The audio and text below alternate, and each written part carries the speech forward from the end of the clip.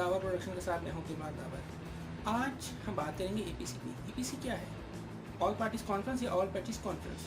क्या पार्टियों का तब्दील हो जाना ही ऑल पार्टीज कॉन्फ्रेंस की एक नई बुनियाद तो नहीं?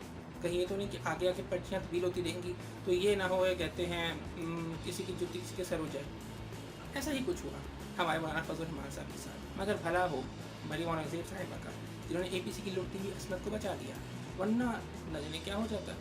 खैर, जो बिलावल साहब का रिएक्शन था वो बहुत ही मज़े का था। इसी वजह से बहुत सी वीडियोस बनी, लोगों ने बहुत क्रिटिसाइज भी किया इसको। सबसे ज़्यादा तकलीफ बात तो ये थी कि मुझे किसी ने कहा एपीसी में मियां मोहम्मद नवाज शरीफ का बयान देखकर मुझे माननीय एमक्यूएम की याद आती। यही क्या, किस आदमी को किससे मिला रहे हैं या किस इंसान को किससे मिला रहे हैं? हम ये बात कहें तो बानी एमक्यूएम और एक तरफ मियां मोहम्मद नवाज शरीफ। बानी एमक्यूएम को तो वज़ारत आला भी नहीं मिली, लेकिन खैर लोगों की तो कहते हैं देते हैं वो उतनी बातें, हमारी पाकिस्तानी कौम तक कंपेरिजन है सबसे आगे।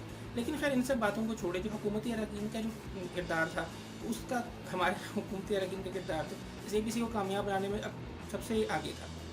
अगर आप गौर करें तो हुकूमती अरकान ने प्रेस कॉन्फ्रेंस कर लेंगे जी अगर एपीसी होगी तो हम ये कर देंगे, हम वो कर देंगे। भाई क्या ज़रूरत है आपको?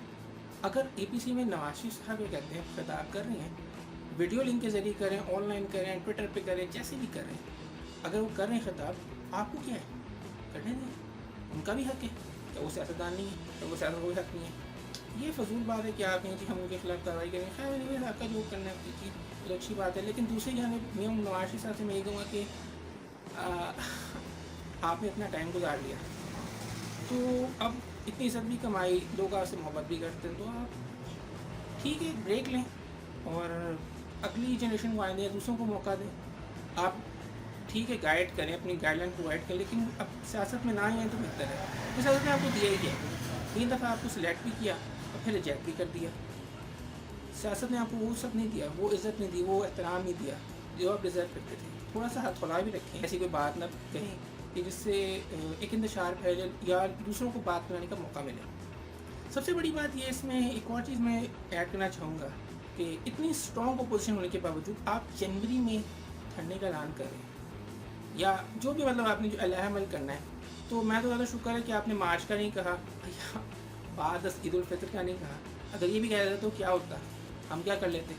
जो अपोजिशन का हाल है ना, तो हम ये कह सकते हैं हुकूमत जो मर्जी कर ले, अपोजिशन अपने 5 साल पूरे करके छोड़ेगी। और रही बात हमारी लीडरशिप की, तो लीडरशिप जो है वो अच्छा है, हमारे पास अपोजिशन बहुत स्ट्रॉन्ग अपोजिशन है, कुछ भी कर सकती है। सो मेरी ये राय है कि हुकूमत को भी थोड़ा टाइम देना चाहिए अपोजिशन को, वो भी कुछ करे। हुकूमत को कुछ कर नहीं रही, अपोजिशन को टाइम दे के थक गई है, अब हुकूमत को थोड़ा टाइम देना चाहिए कि वो भी कुछ करे। धरना देना, एहतजाज करना, अपनी राय का इजहार करना, ही हर पाकिस्तानी का हक है, चाहे वो सियासतदान नहीं भी है ना तो उसका भी हक है। अगर आपको वीडियो पसंद आई है तो लाइक करें, अगर पसंद नहीं आई तो शेयर करें, और अगर बिल्कुल पसंद नहीं है तो हमारे चैनल सब्सक्राइब करना मत भूलिएगा। देखते रहिए दावत का शो। ये हमारा